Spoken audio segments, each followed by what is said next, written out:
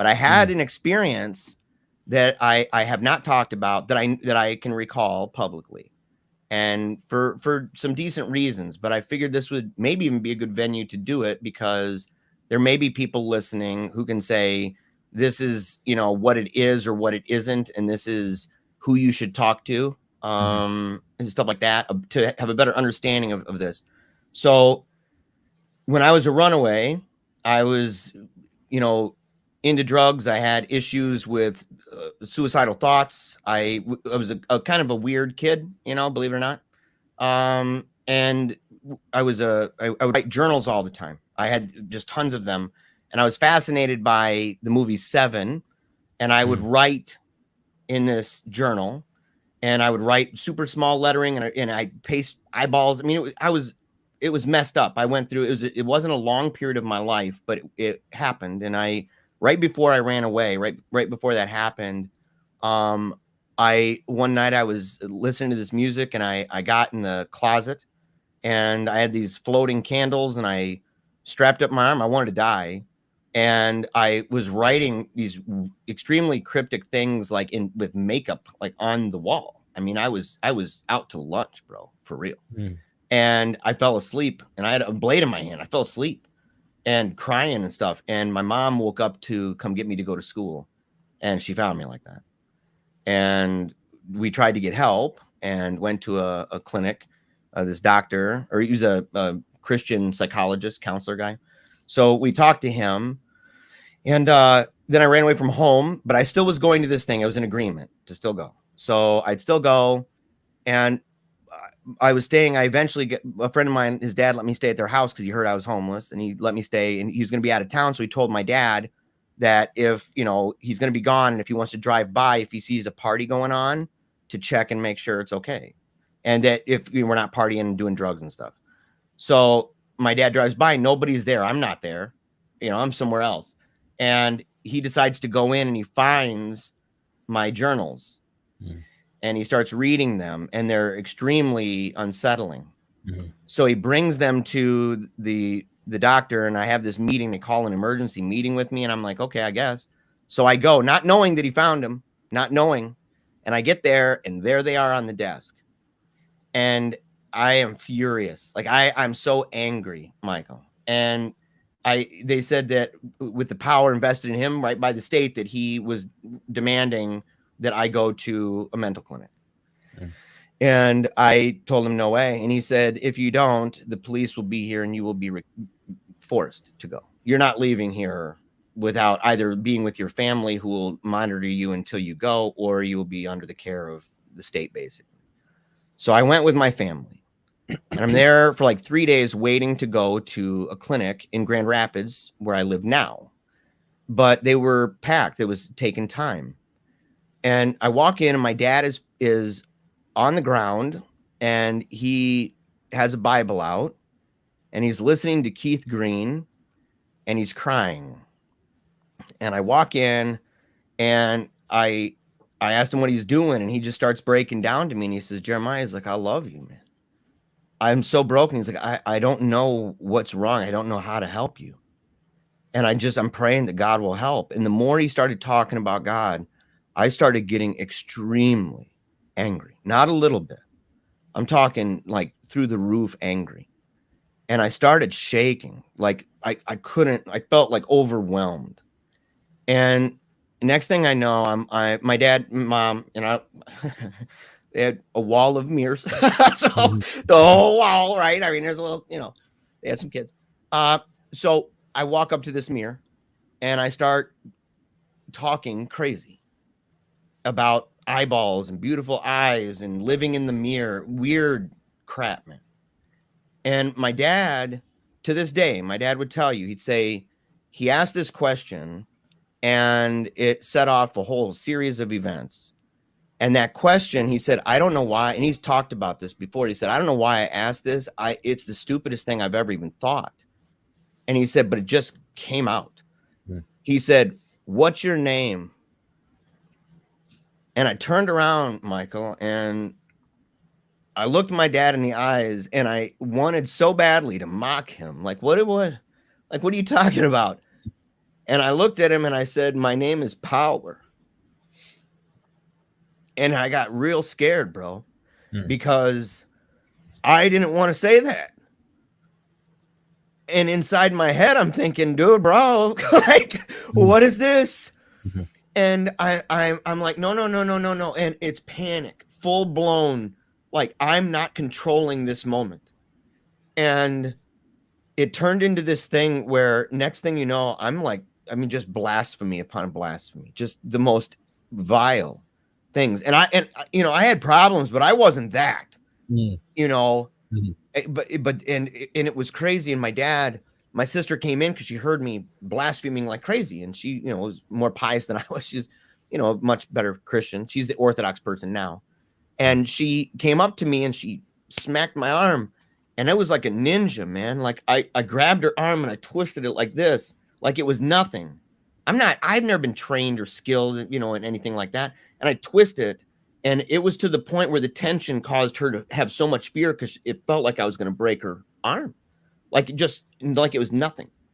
And I looked at her and said, run, like this. And she's like, boo. And my dad tries to stop me. My dad grabs me.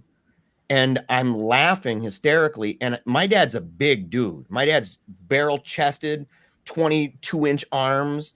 I mean, just a huge dude, right? Marine, powerlifting guy. It was like nothing, like a knife through butter, just slowly moving his hands and his arms to his side as I'm laughing at him. And he's straining and his cheeks are shaking. And he says, Jeremiah, I don't know what to do. He's like, please help me. If you can even hear me, help me, please. And I ran out the room. He started calling people. They told the nurse, because my brother's disabled, they told the nurse to run. And so she booked it and to get out, right? So I ran out of the house, and it was a pretty crazy storm. It was bad. The whole night was bad. And we live out by a lake, and we're kind of in the wood area. So I'm running, and all of a sudden I hear my dad scream, and I turn around, and my dad was chasing me. He wasn't dressed for this. And he had fallen, and there's mud just everywhere. And he's weeping in the rain, and he's got his arm up, and he's reaching out to me, and he's begging, please stop. And in my head, I was thinking I'm going to run into the street and I'm going to die. I didn't want to, but that's what it's like, where you're going. And I stopped and I looked at him and I went back. He locked the door. Next thing I know, there's pastors in the room. Next thing I know, there's other people. There's 6 or 7 people all together. And for 3 hours, they were praying over me and talking to me, and I'm screaming, I'm blaspheming, I'm barking, I'm crazy stuff. And I'm telling them of their sins. I'm telling them privately of their sins, things that they had done, and saying things like, how could you pray for him? How could you pray? Why do you think God would even hear you? And calling out specific things, and the fear in their eyes was astounding. And it's like, it's hard for me to talk about this because, and one of the reasons I never have like this is because I have to say things like I said, or this or that, because to put it in context, like I drew a picture of it one time and I said, imagine that you are in just darkness, man. And imagine that even the light you have, like fire, that there's no illumination coming from it. There's no radiance to the fire, that it's just active, violent heat, right? And you can scream in any direction. You're trapped. You can scream in any direction. And it's like you can hear how loud you're screaming, but it's immediately absorbed in any direction. And you are alone. And nobody can hear you. And you don't want to be that and to say those things. And you want to say, no, please don't. I'm not this way. And it's like your brain is processing this. And at the same time, you're seeing like out your eyes and you're hearing what your body is saying, what you're doing. And these are happening at the same time. I said, I don't know how to frame this to make sense. And for a while, it was enormous amounts of physical power, enormous. Things like where my body would lift, not completely. I was never off the ground. Okay. So I was never like, I'm floating, but like a ballerina on the tiptoe and having somebody on your body that's about 280 pounds and it doesn't drop you down and your body starts to just turn and everybody's scared out of their minds. That happened. And eventually, as time went on, it was, and there were weird manifestations, like when, if they, one time the wife of the pastor, she was like this little, Spitfire firecracker person. Mm-hmm. And she's just up in the face, right? Having the Bible the whole time, nothing. I mean, she just boom, boom, boom the whole time. And she said, I demand to talk to him. In Jesus' name, I demand to talk to Jeremiah. And she basically touched me and he grabbed the hand and this kind of thing. And I immediately, snap of the fingers. All of a sudden, not only am I super panicked, help me, I'm so sorry, please help me. I need help. And I'm freaking out, but I'm drenched in sweat. Like immediately, like I had gone from no sweat to just drenched completely. And then it vanished again. And when it vanished, she started shaking, her eyes, everything was shaking. And I started laughing and that's over, right? Jeremiah's not there no more. That's done. Mm-hmm. And by the end though, the lies and the confidence of lying and the blasphemy turned into a pathetic thing where, and I don't have any answer for this. And I'm like, I'd love to talk to somebody. Do you even know what this is? Oppression, possession. Like what is this? Is it just, did I have a mental breakdown? Did I just snap? That's a little outrageous for some of the things, but adrenaline's a heck of a drug, right? Mm-hmm. Mm-hmm. So I don't know, but it got to the point where it was almost as if there was more than one, and then eventually there was one. And when there was one, it was a pathetic thing. No longer strong, no longer brave, proud, no longer saying something blasphemous, being called out a whimpering, whining buffoon. And then panic. And it was like, you're going to die. And it was almost like, I've lost this, I'm taking you out. And I started slamming my body into this wall, my head into a wall. And nothing was happening. Like I'm like nothing. And I have like 4 people trying to hold me and it's not working.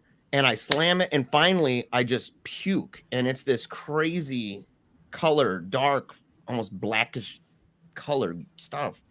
Mm-hmm. And I said, open the door. They want to go. That's what I said. And they opened the door. Next thing I know, more pastors roll in. And next thing I know, everybody's praying and praising God. And I'm so confused. And I'm so embarrassed, Michael. And I went downstairs. I needed a shower. I'm drenched. I took a shower and I just thought to myself, and I said, was I possessed by a demon? Is that what that is? And I was so scared, dude. And for the next week, they sent me back to school. I could not go back to school because that's as far as they ended. It's like, oh, that's just a demon. It's gone, taken care of. It's over. There was no mental health really to that. Not even to the counselor guy. He just was like, oh, okay, that's what was causing the problem. That was the end of it. And so I was so scared. I was thinking I'm hearing things. I didn't know what was going on. So it took me out of school for 2 weeks. I was 17 at the time. Okay. I don't think I've ever said any of this publicly because I'm embarrassed big time by this. I am embarrassed because I don't know, does it fit qualifying markers? Because as a Protestant, Protestants would be like, oh yeah, that's definitely demon possession. A Catholic an exorcist might say, well, were you doing this? Was this happening as well? Did you have issues later? Like there would be questions that they would ask that the Protestant by and large, would never ask, Mhm. and advisements that they would never think of.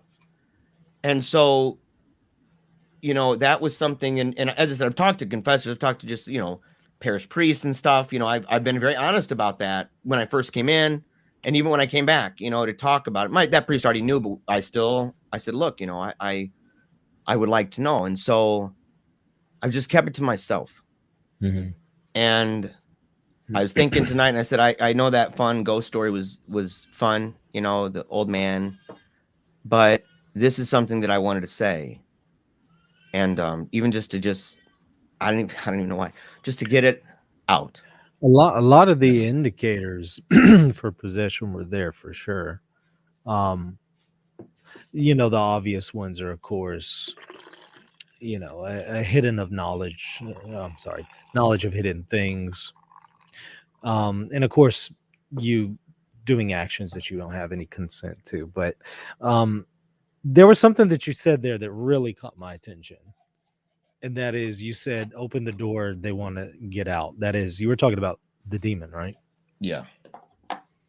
Yeah, that's definitely an interesting thing that you would say. That definitely sounds familiar. I've read quite a few transcripts of possessions, and that's definitely a theme that comes up. So I mean, what led up to this experience? I mean, were you dabbling in the occult or something like that, or Was I if involved in you the occult? if you don't No. mind me asking? Well, Yeah, I I mean, was where no, there was no. We went to a regular school, like a regular Christian school. There was nothing extraordinary about it. It was a family altar, Bible church. Mhm, So they didn't like do tongues or anything like that. But we went to, and this is before any revivalism. So this is before that. This is before baptism in the Catholic Church. This is before any of that stuff, obviously. mhm, Um, and so it was uh it was a thing where, the closest approximation would be that we were charismatic. So like we went to churches where there was people doing laying on of hands, things mhm, like that. mhm. I didn't know those people all the time. They're just very Right, fervent and right, enthusiastic about it. right. And so it's just one of those things. So I there's Nothing nothing specific. Yeah. occultic. No, no. Well, I mean, even Father Ripperger has noted that sometimes through the laying on of hands, things can be transmitted from somebody who is involved in the occult, and I think there's merit to that. And well, when you said this was 17. Well, when you had that experience going to this house, that you went to the house before this experience.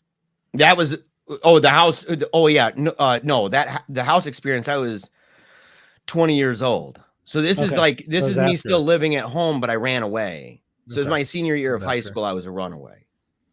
Yeah. And I dabbled. So okay, um, LSD, hmm right? Yeah. And it Sure. got Sure. and it was weird because like I was into that, and Sure. we do it in groups and stuff, and I was kind of the guy that there was one time there was like five guys sitting around, and I'm talking about how we live in the mirror and stuff, and That these makes guys were sense. just like Yeah. enthralled. And even Yeah. after I converted later, I witnessed to many of these guys, and many of them changed their lives, stopped doing drugs, stopped being in gangs and stuff. Mm. But the thing is some of them were like, dude, no, I live in the mirror. Like, I mean, they were like, Yeah. they bought that's, I'm like, bro, I was high. Like, Mhm, I mhm, was really mhm. stoned. And so, but they had bought it. And so that's the most occultic thing. And Yeah. that, yeah, yeah. A heavy use of drugs, that's been one of the things I've warned people about is obviously you shouldn't do drugs for the physical reasons, but I've also warned people there are some spiritual consequences that could come. Not always, but sometimes demonic possession can come about from a heavy use of drugs like that. Of Mhm. course, there's many other um, horrible ways in which this happens. I mean, obviously, being involved in the occult, sometimes it happens from sexual molestation, sometimes it happens from drug abuse, or maybe going to a place that is infested with demons. There's a number of ways that this could happen, but yeah, that sounds horrible. Normally, if this had been a Catholic who was doing the exorcism, the priest would ask the demon how they got there. But you said this was a group of Protestants who were doing it, right? And they'd never done anything. They'd never Right, experienced right, anything like this. right, And right, it right. changed their lives. I mean, they would talk about it later and say, look, if anybody is dealing with this, like, this is a traumatic thing. And somebody in the Hmm. comments asked, there's good questions in here, Hmm. and about, can demons leave without an actual exorcism if someone's possessed?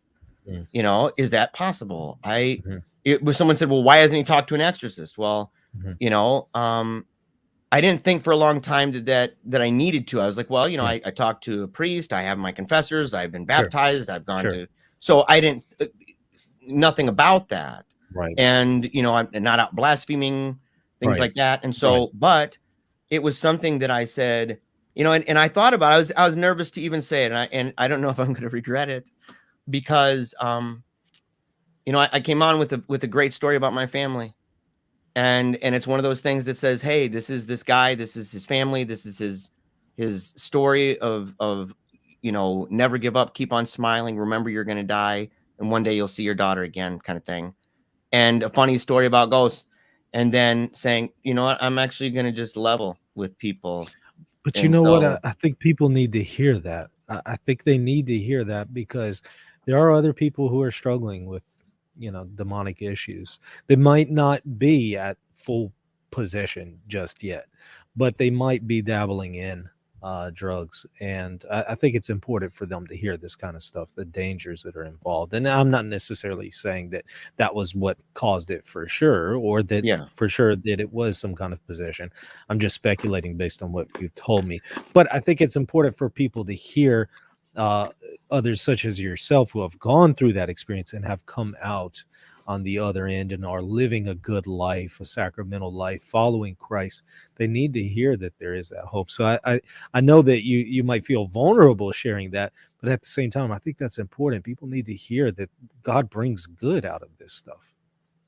I agree, and I'll take that, and I'll also take the advisements. Say, look, I know people tune into your show, and I know that it said on your show a casual conversation with Not Jeremiah. so casual You anymore, right? right? You might need to change that We're gonna a change that little for sure. and say, yeah, this is something different. But yeah, and so, but I'm, maybe to that somebody heard this and or knows somebody and says, hey, look, this is, and not just some randos, please, don't Right, don't say my buddy's done some right, research. No, no, no, no, no. If priests, people who've worked in this, who know, if they feel like, hey man, this guy, it's more than just a story, I think he needs closure in different ways, and I want to talk to him, I ask you to do that. And it would be just paleocratdiaries@gmail.com. And so that's the easiest way to get a hold of me. But I'm open to that. And I'm open, of course, to even to the randos, but I'll tell you you're a rando. I'll say, right, I don't need that, buddy. right. Well, maybe, but let me go to a better source, a more authoritative source on that. Because, and so I'm glad that I made that decision. I was Yeah. nervous. I'm No, I'm sweating it I'm very out, glad man. that you Yeah. did. I think Yeah. that's the right thing because people need to hear the good that God brings out of that. And they always say the best thing to do to combat evil and to avoid these problems is to live a sacramental life. Join the Mhm. Catholic Church, enter into the Catholic Church, participate in its sacraments frequently. Obviously, you have to couple that with faith, right? Sacraments aren't going to help you like they were magic, although they happen ex opere operato. You still need to couple it with faith, obviously. But along with your faith, join the Catholic Church, enter into communion with it, and receive the sacraments. And that's one of the best ways to avoid these kinds of problems. Mhm. Um, eh, eh, whether you've had them before or just avoiding them in the future, living a sacramental life, that's what they always harp on. It's one of the most important things. Yeah, there was somebody, ND Irish said, I didn't ask the question about talking to an exorcist because he needs to, but because it might give him closure. I Mhm. know, and I'm sorry if I said it in a way that didn't acknowledge that. I know. And I appreciate it. And he says he has a very powerful story, and I'm glad to have heard it. I'm glad to have told it, and I'm glad to have had this opportunity to talk with Michael. Oh, this has Um, been fascinating, very yeah, enjoyable you're a very enjoyable person to interview and talk to. I yeah. really appreciate you doing this. Did y'all in the chat there have any questions? If so, we have just a few minutes. Go ahead and send them to at Reason and Theology. I will wait just a second here to see the feed update, and if y'all have some, we'll ask just a few. If you have a moment, Jeremiah, Yeah, just oh a few yeah, moments. I have as much time as you want, Okay. and Okay. maybe then I'll let you talk. No, no, It's your you're show, good. man. No, It's you're your good. show, and I'm like, I like to and my listen. guest tonight is Michael Lofton. Right. No, I Yeah, like man. Yeah. I can't offer Yeah. anything as interesting as you can, so it would be best to let you Oh, talk. yeah, Here's something from Daniel. I yeah. know this might um, be hard work for you, but it's always a good idea to censor the names of demons. Please tell this to Jeremiah as well. Right Yep. now, of course, he didn't actually, even though he said that that was the name, that was more not necessarily the specific name, but that was more the sin, I guess, if you will. Like Um, Legion. I've yeah, always right, assumed it like that, like it's together, and that's why I even kind of assumed that when it felt as though they were not all that there when I it's the only way I can process that. There's no confirmation to me that sure, says, "Oh, here's the number," but it felt as right, though after a while that it was no longer that, even though that's still the title. So no, I agree with you hmm about that, and that's hmm but I'm glad you brought that up because that's something that I should be more careful Well, about. It's one of the reasons I think there are some movies that are like Hereditary that uses an yeah, actual name that's some serious business. Yeah. yeah. I mean, like some demons might identify as adultery or something like that. That they might say that that's who they are. Well, just simply saying adultery is not going to empower anyone specifically. But I know what y'all are meaning when you say, okay, you don't want to mention specifically the specific name of the demon because it gives them some power. I understand. I understand that there's some truth to that. Now, of course, at some point there are some occasions which you would say the name. Of course, a priest would say it during the exorcism specifically. So you would definitely want to balance that out with some distinctions. Now, looking through the chat, trying to see if there was anything else. Again, send it to at Reason and Theology. Kyle says, just to understand, Jeremiah, did you throw up and then stop the episode of Unusual Actions, or did you zone out? I threw up and then was zoned out. I mean, Mhm. to the extent that I felt like at that moment that I was more manifestly me Yeah, than I had been for a while. So right. so I felt like that was kind of a thing. I felt like I was the one fully saying they want out of here, Mhm, you mhm. know. And so that's the closest thing. And that so the sequence would be you're gonna die, slam in the head, puking with total fear, like, oh, this is bad, this is over, puking, kind of falling down, sitting there, staring around and feeling zoned, saying they need, open the door, they want out. Mhm. And then standing up, and I'm at that point, I'm just dazed out of my mind. And it had been, over 3 hours at that point that this had been going on in that room. Yeah, yeah. Yeah. There's a clarification here. Daniel says it's not that they gain power, but that people will be tempted to invoke them in times of weakness. There's that, but there's also the claim that there's a little bit more power granted to them the more that a person focuses on them, and I think that there's some truth to that, right? But not without distinctions. I don't think that they would gain power when a priest says their name specifically during an exorcism, for example. They're in fact losing power when that happens. In fact, this is one of the reasons why the demon generally doesn't want you to know their specific name. And I didn't hear any specific name so far from Jeremiah. They don't want you Yeah. to know the Yeah. specific name because that gives you power over the demon. Once you know its name, you have more power over it, especially when it's accompanied by the authority of Christ in an exorcism. So, yeah. Let's see. Is there anything else in the chat? Again, send it to at Reason and Theology.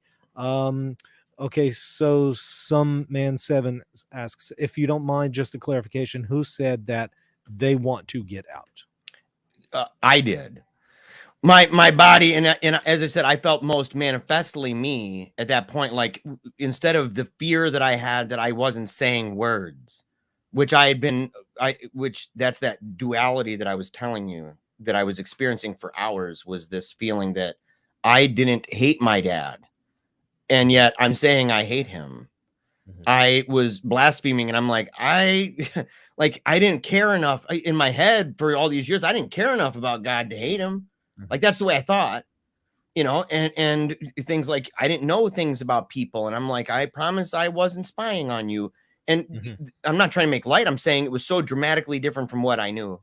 So Sure. in that moment, the closest way for me to conceptualize this even for myself is that that was the most manifestly me that I had been in hours, and that whether there was any influence at all, whether it was them, because I said they, Mhm, I don't know, and that's something I like closure on too. I mean, and as I mhm, said, like I'm that's really what I think I'm about. I've had different opinions, right, from mhm. priests. I've talked to various religious on this, and so, but I'd kind of like to maybe somebody where that's the main, that's what they do. Um, Sure, sure, sure. yeah. Yeah. So Yeah, that would be Father the best Ripperger answer I've would got. would be a really good one to talk to. Yeah, I mean, it's often the case that they usually roll more than just one at a time. Jesus, in fact, talks about that, right? A demon being cast out and sent into the desert place, and then bringing back seven more demons with him, even worse than he himself. And so, they sometimes they are accompanied by others. So that but you were also saying that whenever you were saying these things, these blasphemies, and you were grabbing people and stopping them from hitting you, and you were doing these movements, you weren't consenting to any of that.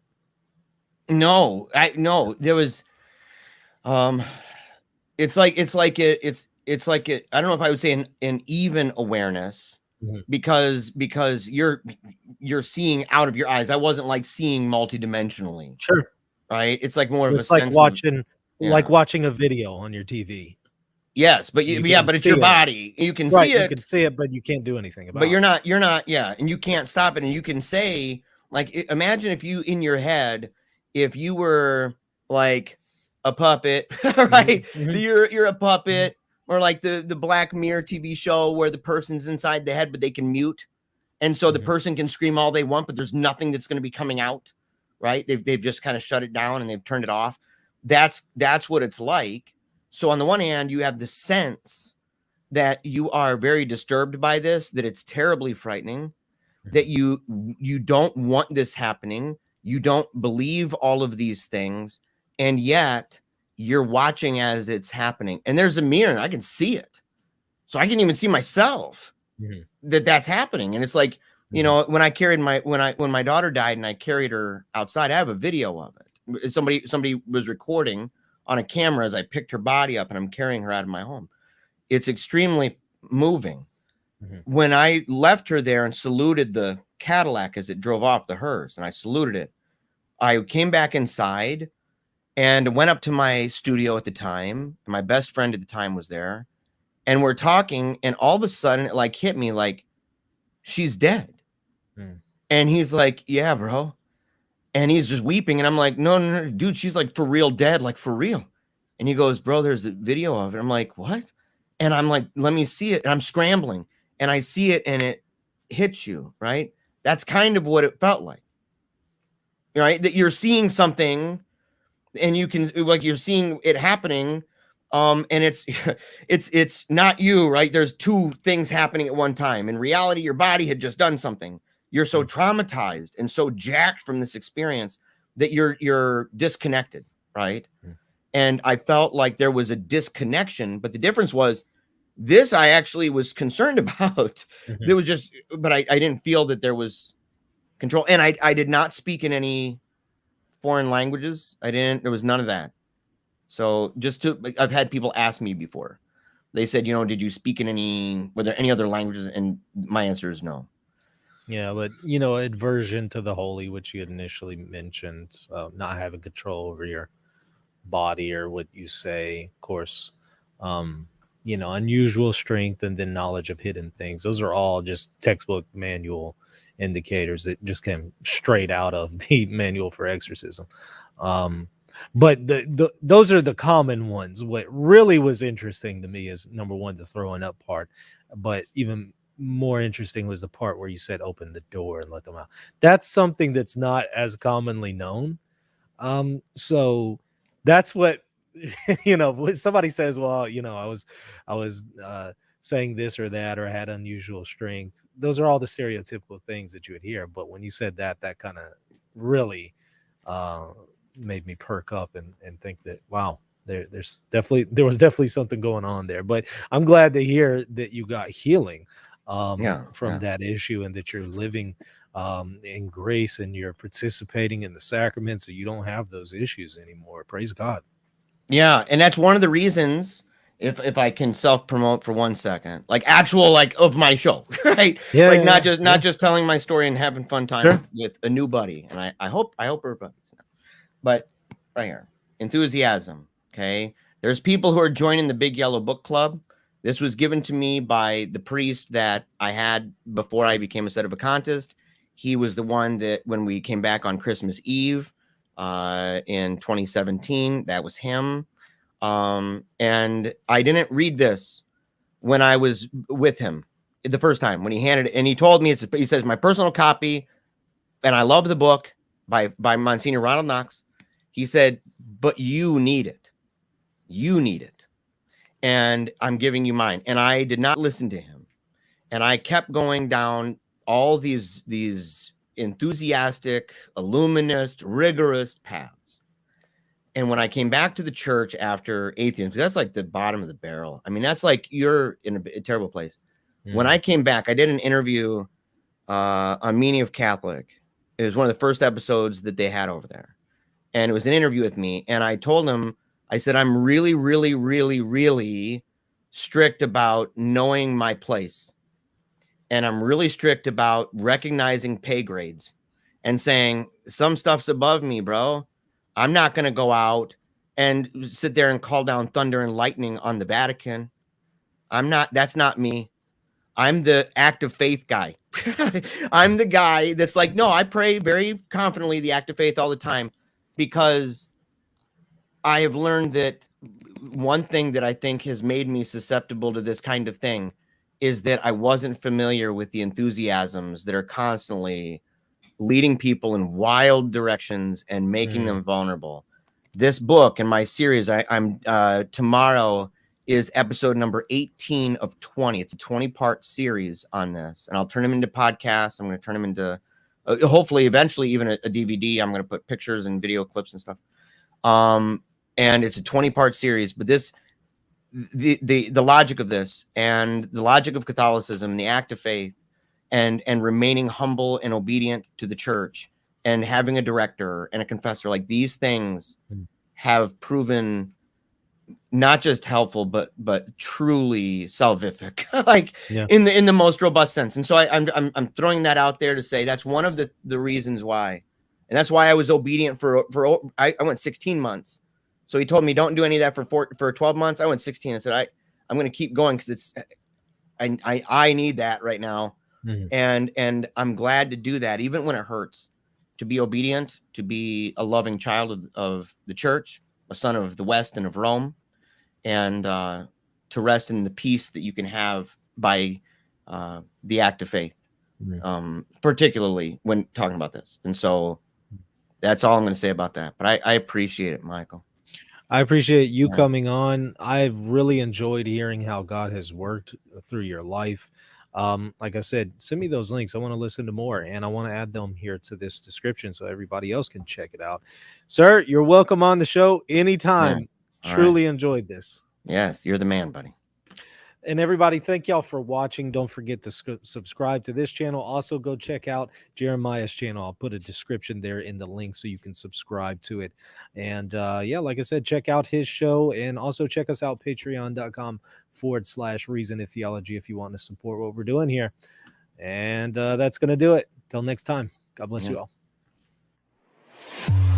If you're looking to buy or sell a home, office, or any kind of property anywhere in the world, you're going to want to call Real Estate for Life, and they're going to connect you with a Catholic agent. Now, that agent will donate a portion of their commission upon sale, and Real Estate for Life will donate 75% of that gift to a pro-life organization at no cost to you. Call Real Estate for Life at 1-877-LIFE-US1 or text them 248-431-1440. If you care about the pro-life cause, call them now.